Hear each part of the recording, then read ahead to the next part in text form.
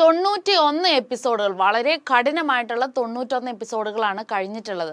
അപ്പോൾ ഇന്നത്തെ 91ാമത്തെ എപ്പിസോഡായിരുന്നു, വീക്കെൻഡ് എപ്പിസോഡായിരുന്നു.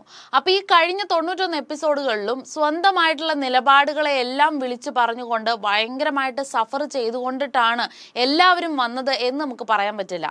അതിൽ കുറച്ച് പേര് വളരെ സേഫായിട്ട് നിന്നുകൊണ്ടിട്ട്, അല്ലെങ്കിൽ ഒരു ഷെല്ലിൻ്റെ ഉള്ളിൽ നിന്നുകൊണ്ട് മാത്രം കടന്നു വന്ന കുറേ ആളുകളുണ്ട്. 7 മത്സരാർത്ഥികൾ ഇപ്പോൾ നിലവിൽ ആ ഒരു വീട്ടിലുണ്ട്. 8 പേരായിരുന്നു. അപ്പോൾ ഇന്നലത്തെ എപ്പിസോഡിൽ ഒരാൾ ഔട്ട് ആയിട്ടുണ്ട്.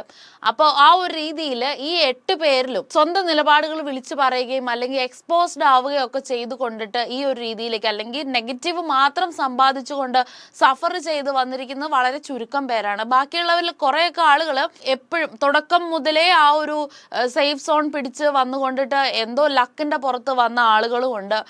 ഗെയിംസ് മാത്രം കളിച്ചുകൊണ്ടിട്ട് മുമ്പോട്ട് വന്ന ആളുകളും ഉണ്ട്. മൈൻഡ് ഗെയിമും ഫിസിക്കൽ ഗെയിമും ഒരുമിച്ച് കളിച്ച് വന്ന ആളുകളുണ്ട്. എല്ലാ രീതിയിലും നോക്കുമ്പോൾ ഒരു ഫുൾ പാക്കേജ് ആയിട്ടാണ് ഇപ്പോൾ ബിഗ് ബോസ് ഹൗസിലുള്ള ആളുകളെ നോക്കുന്നത്. ഫിൽറ്റേർഡ് ആയിട്ട് വന്നിട്ടുള്ള ആളുകളാണ് ഇപ്പോൾ ഉള്ള 8 പേരെങ്കിൽ പോലും അതിലും ഒരു ഡിസേർവിങ് അല്ലാത്ത ആളുകളെ മാറ്റുക എന്ന് പറയുന്നത് വലിയൊരു ടാസ്ക് തന്നെയാണ് ബിഗ് ബോസിനെ സംബന്ധിച്ചും. അതുപോലെ പ്രേക്ഷകർക്കും, ഓരോ പ്രേക്ഷകരെ സംബന്ധിച്ച് പലർക്കും പല പോയിന്റ് ഓഫ് വ്യൂകളാണ്. ഒരാൾക്ക് ഇഷ്ടപ്പെടുന്ന ഒരാളെ ആയിരിക്കില്ല മറ്റൊരാൾക്ക് ഇഷ്ടപ്പെടുക. അപ്പോൾ ആ ഒരു രീതിയിൽ വരുമ്പം ഇത് പൊതുവെ ബിഗ് ബോസിൽ ഒരു ലക്ക് ഫാക്ടർ എന്ന് പറയുന്നത് വലിയ കാര്യമായിട്ടുണ്ട്. അവിടെ നമ്മൾ എങ്ങനെ നിൽക്കുന്നു എന്നുള്ളത് ഒരു പിന്നീട് വരുന്നൊരു ഘടകമായിരിക്കാം. ലക്ക് ഫാക്ടർ എന്ന് പറയുന്നതിനെ ഭയങ്കരമായിട്ട് തന്നെ കാണേണ്ടിയിരിക്കുന്നു. കാരണം അത്തരത്തിലാണ് ഇപ്പം ആ ഒരു ലക്ക് ഫാക്ടർ കൊണ്ടിട്ട് വന്ന ആളുകളിൽ ഇനി അതിൽ ഫിൽറ്റേർഡ് ചെയ്തിട്ട് ടോപ്പ് 5, ടോപ്പ് 3, പിന്നെ അതിനുശേഷം കപ്പ് കിട്ടുന്നത് ആരാണ് എന്നുള്ള രീതിയിലേക്കാണ് പോകുന്നുണ്ടാവുക. അപ്പോൾ ഈ ഇന്നലത്തെ എപ്പിസോഡിൽ ആദ്യം തന്നെ ജാസ്മിനെ കാണിച്ചുകൊണ്ടിട്ടാണ് എപ്പിസോഡ് തുടങ്ങുന്നത്. നെയിൽ പോളിഷ് എടുത്തിട്ട് വാഴയിലയിൽ പേരൊക്കെ എഴുതി വെക്കുന്ന ജാസ്മിനെയാണ് കാണുന്നത്. അപ്പം എനിക്ക് തോന്നുന്നത് ആ ഒരു സീൻ കണ്ട സമയത്ത് തോന്നുന്നത് പൊതുവെ വാഴച്ചോടിനെ പ്രണയിച്ചവൾ എന്ന് പറഞ്ഞിട്ടൊരു ടാഗ് ലൈൻ തന്നെ ജാസ്മിന് തുടക്കം മുതലേ ഉണ്ടായിരുന്നു. പക്ഷെ ഇന്നലത്തെ ജാസ്മിൻ്റെ ആ ഒരു ആക്ട് കണ്ട സമയത്ത് തോന്നുന്നത് ഓരോ വീക്കുകളിലെയും നോമിനേഷനെ അവർ ഫേസ് ചെയ്യുന്ന ഒരു രീതിയിലായിരുന്നില്ല ഇന്നലത്തെ നോമിനേഷനെ എല്ലാവരും ഫേസ് ചെയ്യുന്നത്. മെജോറിറ്റി ഓഫ് ആളുകളുടെയും ഉള്ളിൽ നിന്നും ആ ഒരു ബുദ്ധിമുട്ട് പ്രകടമായിട്ട് തന്നെ കാണുന്നുണ്ടായിരുന്നു. എങ്ങനെ അതിൽ നിൽക്കും അല്ലെങ്കിൽ പോകുമോ എന്നുള്ള ആ ഒരു പേടി, ഇതിനു മുമ്പ് പലർക്കും ആ ഒരു പേടി അധികമായിട്ട് കണ്ടിട്ടില്ല. പക്ഷെ ഈ ഒരു വീക്ക് ഭയങ്കര ക്രൂഷ്യൽ ആയിരുന്നു. കാരണം ഈ ഒരു വീക്കിൽ വരുന്നവർക്കാണ് ഈ പറയുന്ന ടോപ്പ് 5, ടോപ്പ് 3 ഇതിലേക്കൊക്കെ ഉള്ള ചാൻസസ് ഉള്ളൂ. അപ്പൊ ഈ വീക്കിൽ പുറത്തു പോകാതെ പിടിച്ചു നിൽക്കുക എന്ന് പറയുന്നത് വലിയൊരു ടാസ്ക് തന്നെയാണ്. അപ്പൊ ജാസ്മിനും ആ ഒരു പേടി വന്നത് കൊണ്ടിട്ടായിരിക്കാം ഈ വീക്ക് പോയാലോ, അപ്പൊ എന്തെങ്കിലും ഒരു റിമാർക്ക് അവിടെ വേണം എന്ന് വിചാരിച്ചിട്ട് ജാസ്മിൻ സ്വന്തം പേര് ആ ഒരു വാഴയിലയിൽ എഴുതി വെച്ച പോലെയാണ് എനിക്ക് തോന്നിയിട്ടുണ്ടായിരുന്നത്. അതിനുശേഷം ലാലേട്ടൻ വരികയും അപ്പൊ നോറ എവിക്റ്റ് ആയി പോയതിനെ പറ്റിയിട്ടാണ് അവിടെ കൂടുതലായിട്ടും ഡിസ്കസ് ചെയ്തത് തുടക്കത്തിൽ തന്നെ. അപ്പൊ നോറ എവിക്റ്റ് ആയി പോയ സമയത്ത് എല്ലാവർക്കും ഉണ്ടായിരുന്ന ഒരു പരാതിയായിരുന്നു, അവൾക്ക് ആരോടും ഒരു അറ്റാച്ച്മെന്റ് ഇല്ല, അല്ലെങ്കിൽ ആരോടും നല്ല രീതിയിൽ ഒരു പ്രോപ്പർ ഗുഡ് ബൈ പറയുക, വീടിനോട് ഒരു കമ്മിറ്റ്മെന്റ് കാണിക്കുകയോ ചെയ്തിട്ടില്ല എന്നുള്ളത് എല്ലാവരും മൊത്തത്തിൽ പറയുന്ന ഒരു സമയത്തും ആ ഒരു വീഡിയോ അവിടെ എടുത്തിട്ട് കാണിക്കുന്നുണ്ടായിരുന്നു. നോറ പുറത്ത് പോയതിന് ശേഷം, ആ സീക്രട്ട് റൂമിലേക്ക് പോയതിന് ശേഷം അവിടെ നടന്ന ഡിസ്കഷൻസിനെ പറ്റിയിട്ടൊക്കെ സംസാരിച്ചു കൊണ്ടിട്ടുള്ള ഒരു വീഡിയോ അവിടെ കാണിക്കുന്നുണ്ട്. ദെൻ ആ ഗോൾഡൻ റാബിറ്റിന്റെ ആ ഒരു 4 കട്ടയും കൂരയും എന്തായിരുന്നു എന്നുള്ളത് ലാലേട്ടൻ നോറയോട് ചോദിക്കുമ്പം നോറ അതിനൊരു എക്സ്പ്ലനേഷൻ കൊടുക്കുന്നുണ്ട്. എന്തോ ഒരു എക്സ്പ്ലനേഷൻ ആണോ കൊടുത്തത്, അത് ലാലേട്ടന് മനസ്സിലായിട്ടില്ല. അപ്പൊ ലാലേട്ടൻ പറയുന്നുണ്ട് എനിക്കും ഒന്നും മനസ്സിലായില്ല, എന്തായാലും അതൊരു സീക്രട്ട് ആയിട്ട് തന്നെ പോവട്ടെ എന്ന് പറഞ്ഞുകൊണ്ടിട്ടാണ് പോകുന്നത്. പിന്നീട് കമ്മിറ്റ്മെന്റുകളെ പറ്റിയിട്ടും അറ്റാച്ച്മെന്റിനെ പറ്റിയിട്ട് സംസാരിക്കുമ്പോൾ നോറ പറഞ്ഞത്, എനിക്ക് വീട്ടിൽ നിന്ന് പോകുമ്പോൾ ചിരിച്ചിട്ട് പോകണം എന്നുള്ള ഒരു അതിയായമായിട്ടുള്ള ഒരു ആഗ്രഹം കൊണ്ട് മാത്രം അങ്ങനെ ചിരിച്ച് പോകാൻ വേണ്ടിയിട്ട് കരയാതെ വീട്ടിലേക്ക് തിരിച്ചു വന്നിട്ടുണ്ടെങ്കിൽ കരയും എന്നുള്ളത് ഉറപ്പാണ്, അതുകൊണ്ടിട്ട് അങ്ങനെ പോയതാണ് എന്ന് പറയുന്നുണ്ട്. അപ്പൊ ലാലേട്ടൻ ചോദിക്കുന്നുണ്ട്, കരച്ചിലിന് ഒരു കുറവുമില്ലാത്ത ഒരാളാണ് നോറ, പക്ഷേ ആ ഒരു സമയത്ത് അതിങ്ങനെ കാണിച്ചതിലെ ലോജിക്കില്ലായ്മയായിരിക്കാം ലാലേട്ടൻ അവിടെ ചൂണ്ടിക്കാണിക്കുന്നത്.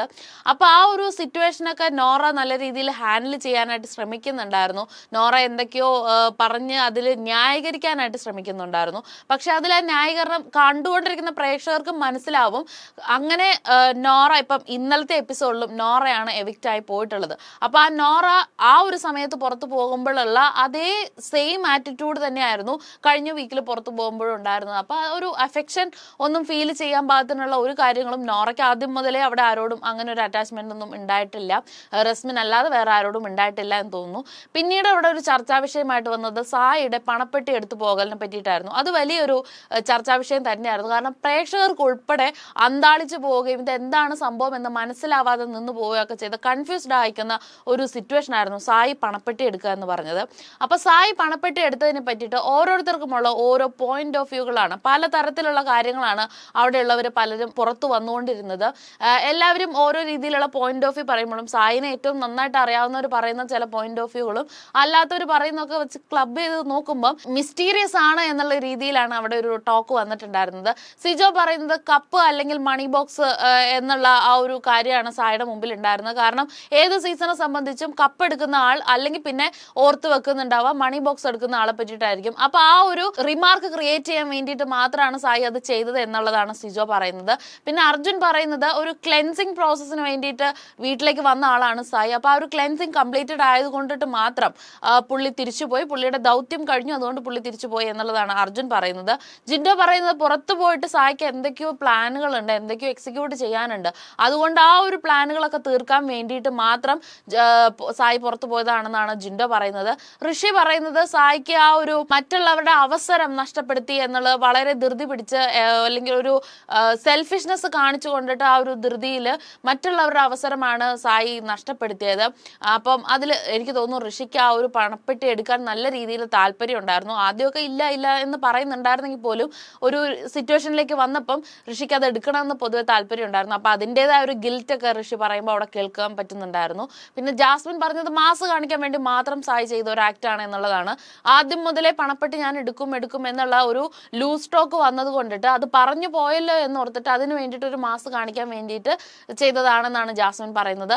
നോറ പറയുന്നത് മറ്റുള്ളവർ എടുക്കുന്നതിന് മുന്നേ എടുക്കണം എന്നുള്ളത് കൊണ്ടിട്ടാണ് അത് ചെയ്തത് എന്നുള്ളതാണ് നോറ പറയുന്നത്. അപ്പൊ ഈ ഒരു സമയത്ത് ലാലേട്ടൻ പറയുന്നുണ്ട് ഈ മുമ്പത്തെ സീസണുകളിലൊന്നും 4ാമത്തെ സീസൺ മുതലാണ് ഈ ഒരു പണപ്പെട്ടിയുടെ ടാസ്ക് കൊണ്ടുവന്നിട്ടുള്ളത്. അപ്പൊ 4ാമത്തെ സീസണിൽ ആരും പണപ്പെട്ടി എടുത്തിട്ടില്ല, 5ാമത്തെ സീസണിലാണ് നാദർ എടുത്തിട്ടുള്ളത്. അപ്പൊ ലാലേട്ടൻ പറയുന്ന ഷോയോടുള്ള ഒരു താല്പര്യം എല്ലാവർക്കും ഉണ്ടാകുമെന്ന് പ്രതീക്ഷിച്ചിരുന്നു. 20 ലക്ഷം വരെ ആയിരുന്നു ഞങ്ങൾ അതിൽ വെക്കണമെന്ന് വിചാരിച്ചിരുന്ന എമൗണ്ട്. പക്ഷേ സായി അത് അത്ര പെട്ടെന്ന് ചെയ്യും എന്നുള്ളത് പ്രഡിക്റ്റബിൾ ആയിരുന്നു എന്നും ലാലേട്ടൻ പറയുന്നുണ്ട്. CID രാംദാസും ലാലേട്ടനും തമ്മിൽ സംസാരിക്കുന്ന ഒരു പ്രമോ ഒക്കെ ഏഷ്യാനെറ്റ് ഇട്ടിട്ടുണ്ടായിരുന്നു. ആ ഒരു വീഡിയോ വീണ്ടും അവിടെ എടുത്ത് കാണിച്ചിട്ട് ഞങ്ങൾക്ക് പ്രഡിക്റ്റബിൾ ആയിരുന്നു എന്നുള്ള രീതിയിൽ ലാലേട്ടൻ പറയുന്നുണ്ട്. അപ്പൊ ആ ഒരു സായി പണപ്പെട്ടി എടുത്ത് പുറത്തു പോയതിന്റെ സത്യാവസ്ഥകൾ എന്തൊക്കെയാണെന്നാണ് എല്ലാവരും അവിടെ ഡിസ്കസ് ചെയ്തിട്ടുണ്ടായിരുന്നത്. അപ്പൊ അതിന്റെ ഇടയ്ക്ക് ജിൻഡോ പറയുന്നുണ്ട് ഈ ഒരു വീട്ടിലെ ഇപ്പം മത്സരാർത്ഥികൾ എന്നുള്ള രീതിയിലാണ് ഞങ്ങൾ കഴിഞ്ഞു പോകുന്നത്, പക്ഷെ ഫിനാലെ കഴിഞ്ഞിട്ട് ഒരു കുടുംബമായിട്ട് ഒരു ഡേ എങ്കിലും ഇവിടെ നിൽക്കാൻ പറ്റണം എന്നുള്ളത് ഒരു താല്പര്യം, ഒരു ആഗ്രഹമാണ് എന്നുള്ളതാണ് ജിൻഡോ പറയുന്നത്. പിന്നെ മിറർ ടാസ്കിനെ പറ്റിയിട്ടായിരുന്നു കൂടുതലായിട്ട് സംസാരിച്ചിട്ടുണ്ടായിരുന്നത്. മിറർ ടാസ്ക് പൊതുവെ എല്ലാവരുടെയും ഒപ്പീനിയൻസ് നോക്കുമ്പോൾ അതൊരു ക്ലെൻസിങ് പ്രോസസ് ആയിരുന്നു എന്നുള്ളത് തന്നെയാണ് എല്ലാവരും പറയുന്നത്. ഈ കഴിഞ്ഞ 91 ദിവസവും അവിടെ നടന്നിരിക്കുന്ന പലർക്കും പല രീതിയിലുള്ള അനുഭവങ്ങളാണ്. ചിലർക്ക് അതൊരു ക്ലെൻസിങ് ആയിരുന്നു, മറ്റുള്ളവർക്ക് ഒരു കോൺഫിഡൻസ് കൂട്ടാൻ കിട്ടിയ ഒരു അവസരമായിരുന്നു, സ്വയം തിരിച്ചറിയാൻ പറ്റുന്ന ഒരു അവസരമായിരുന്നു, സർവൈവ് ചെയ്യാൻ പറ്റും എന്നുള്ളത് തിരിച്ചറിയാൻ പറ്റി, തെറ്റുകൾ തിരുത്താൻ പറ്റി, മനുഷ്യനാവാൻ പറ്റി, അല്ലെങ്കിൽ മറ്റൊരു തരത്തിൽ പല കാര്യങ്ങളെയും മറ്റൊരു പോയിന്റ് ഓഫ് വ്യൂ കൂടി കൊടുത്തിട്ട് ചിന്തിക്കാൻ പറ്റി, ഓപ്പോസിറ്റ് നിൽക്കുന്ന ആളുടെ ഉള്ളിൽ എന്താണെന്നുള്ളത് പലപ്പോഴും മനസ്സിലാക്കാൻ പറ്റി. ഇത്തരത്തിലുള്ള കുറെ ഒരു ഒപ്പീനിയൻസ് ആണ്. കൂടുതലായിട്ടും ഒരു ക്ലെൻസിങ് പ്രോസസ് ആയിരുന്നു എന്നുള്ളതായിരുന്നു മെജോറിറ്റിയുടെയും ഒപ്പീനിയൻ. പിന്നെ ജിൻഡോ ആസ് യൂഷ്വൽ പറയാറുള്ള ആ ഒരു 4ാം ആഴ്ചത്തെ കഥ റിപ്പീറ്റ് ചെയ്യുന്നുണ്ടായിരുന്നു. ഞാൻ അന്ന് പുറത്തു പോയപ്പോൾ ഒരുപാട് വിഷമിച്ചു, പിന്നീട് തിരിച്ചു വന്നതിന് ശേഷം ഒരു ചീത്തവാക്ക് പോലും പറഞ്ഞിട്ടില്ല എന്നൊക്കെ പറഞ്ഞിട്ടുള്ള ജിൻഡോയുടെ ആ ഒരു കഥ ജിൻഡോ റിപ്പീറ്റ് ചെയ്തു. പിന്നെ ജാസ്മിൻ പറഞ്ഞു ചിരിയും കളിയും ഒക്കെ ഒരുപാട് പോയിട്ടുണ്ട് എന്ന് പറഞ്ഞപ്പോൾ ലാലേട്ടൻ അതൊക്കെ തിരിച്ചു കിട്ടും എന്ന് തന്നെ പറയുന്നുണ്ടായിരുന്നു. അപ്പം ഇത്തരത്തിലുള്ള കുറെ കാര്യങ്ങളൊക്കെ സംസാരിച്ചു കൊണ്ടിട്ട് അവസാനം എവിക്ഷൻ പ്രോസസ്സിലേക്കാണ് വന്നത്. അപ്പൊ എവിക്ഷൻ പ്രോസസ്സ് ഒരു ഗെയിം പോലെ തന്നെ ചെയ്തിട്ടാണ് ഉണ്ടായിരുന്നത്. അപ്പം അതിലിപ്പോ 4 പേരാണ് നാളത്തേക്ക്, അതിൽ ഒരാളാണ് ജിൻഡോ മാത്രമാണ് സേവ്ഡ് ആയിരിക്കുന്നത്. അപ്പൊ ജിൻഡോ പിന്നെ അഭിഷേക് സേവ്ഡ് ആണ്. അപ്പൊ ഫിനാലെ വീക്കിലേക്ക് കയറിയിരിക്കുന്നത് ടിക്കറ്റ് ടു ഫിനാലെ വഴി ജയിച്ച് വന്നിട്ടുള്ള അഭിഷേകും അതുപോലെ അർജുനും ജിൻഡോയും ഇന്നലത്തെ എപ്പിസോഡിൽ കയറിയിട്ടുണ്ട്. ബാക്കിയുള്ള 4 പേരും വെയിറ്റിംഗ് ലിസ്റ്റിലാണുള്ളത്. ഇന്നാണ് അവരുടെ റിസൾട്ട് എന്താണെന്ന് അറിയാൻ പറ്റുണ്ടാവുക. പിന്നെ നോറ എവിക്റ്റഡ് ആയിട്ടുണ്ട്. അപ്പൊ കഴിഞ്ഞ വീക്ക് നോറയെ പുറത്തേക്ക് വിട്ടിട്ട് വീണ്ടും സീക്രട്ട് റൂമിൽ ഇരുത്തിയിട്ട് തിരിച്ചു കയറ്റിയത് എന്തിനായിരുന്നു എന്നുള്ളത് ഒരു പിടിയും കിട്ടുന്നില്ല. ആ ഒരു തരത്തില് അപ്പം അങ്ങനെ ആയിരുന്നെങ്കിൽ കഴിഞ്ഞ വീക്ക് തന്നെ പുറത്ത് വിട്ടാൽ മതിയായിരുന്നു. അപ്പൊ ഈ ഒരു വീക്കിലേക്ക് വീണ്ടും നോറയെ സേവ് ചെയ്ത് വെച്ച് ഒരു ഹോപ്പ് കൊടുത്ത് വീണ്ടും അപ്പം നോറ പറഞ്ഞിരുന്നത് നോറ വിചാരിച്ചത് ബിഗ് ബോസിന് എന്തോ ഒരു ഫേവറിസം തന്നോടുണ്ട് എന്നുള്ളത് തന്നെയാണ് നോറ വിചാരിച്ചിട്ടുണ്ടായിരുന്നത്. അപ്പം ആ ഒരു രീതിയിൽ നോറ എവിക്റ്റഡ് ആയി എന്നുള്ള കാര്യങ്ങൾ അനൗൺസ് ചെയ്യുന്നു. പിന്നെ ആ ഒരു സമയത്തും സെയിം കഴിഞ്ഞ വീക്കിൽ നടന്ന അതേ കാര്യങ്ങളൊക്കെ തന്നെ റിപ്പീറ്റഡ്ലി നടന്നിരുന്നു. നോറ പുറത്തു പോകാൻ നേരം ആരോടും ഒരു കമ്മിറ്റ്മെന്റും ഇല്ലാത്ത രീതിയിലുള്ള ആ ഒരു ആറ്റിറ്റ്യൂഡൊക്കെ തന്നെ ഇട്ടിട്ടാണ് വീണ്ടും നോറ പുറത്തു പോയിട്ടുള്ളത്. ഈവൻ അവിടെ സ്റ്റേജിൽ പോയതിന് ശേഷം പോലും ലാലേട്ടനോട് പോലും ബൈ പറഞ്ഞു പോകുന്ന ഒരു സീനിലൊക്കെ പറയുന്നത് ഒരു കമ്മിറ്റ്മെന്റും ഫീൽ ചെയ്യുന്നില്ല. അത്തരത്തിലാണ് നോറ പറഞ്ഞ് പോകുന്നത്. അപ്പൊ പ്രേക്ഷകരുടെ ഭാഗത്തു നിന്നാണെങ്കിലും നോറ എന്താണ് ഇങ്ങനെ എന്നുള്ള തരത്തിലുള്ള ക്വസ്റ്റ്യൻസ് ആണ് വരുന്നത്. അപ്പൊ ഇന്നത്തെ എപ്പിസോഡിൽ ഇനി ഒരാൾ കൂടി പുറത്തു പോകുമെന്നാണ് ലാലേട്ടൻ പറഞ്ഞിട്ടുള്ളത്. കാരണം ഈ വീക്കിൽ 2 എവിക്ഷൻ ഉണ്ടാവും. അതിനുശേഷം ബാക്കി വരുന്നവരെല്ലാവരും ഫിനാലെ വീക്കിലേക്ക് കയറും. പിന്നീട് ഒരു മിഡ് വീക്ക് എവിക്ഷൻ ഉണ്ടാവും. ആ ഒരു എവിക്ഷനിൽ പുറത്തു പോയതിനു ശേഷമായിരിക്കും ടോപ്പ് 5 തിരഞ്ഞെടുക്കുക ഉണ്ടാവുക. പിന്നെ ഫിനാലയുടെ അന്നായിരിക്കും ടോപ്പ് 3 സെലക്ട് ചെയ്യുന്നുണ്ടാവുക. അപ്പം ഇത്തരത്തിൽ ഇനി ഒരു 9 ദിവസം കൂടിയിട്ടാണ് ബിഗ് ബോസ് ഹൗസിൽ ബാലൻസ് ഉള്ളത്. അപ്പോൾ എന്താണ് സംഭവിക്കാൻ പോകുന്നതെന്ന് നമുക്ക് അത്ര പ്രഡിക്റ്റ് ചെയ്യാൻ പറ്റില്ല. കാരണം കഴിഞ്ഞ 2 വീക്കുകളായിട്ട് പ്രഡിക്റ്റ് ചെയ്തുകൊണ്ടിരിക്കുന്ന കാര്യങ്ങളല്ല നടന്നുകൊണ്ടിരിക്കുന്നത്. അതുകൊണ്ട് തന്നെ എല്ലാം മാറി മറയുന്നുണ്ട്. അപ്പം നമ്മൾ ഉദ്ദേശിക്കുന്നവർ തന്നെ ജയിക്കണം എന്നുള്ളതൊന്നും ഉറപ്പില്ല. അപ്പം എന്താണെങ്കിലും കാത്തിരുന്ന് കാണാം.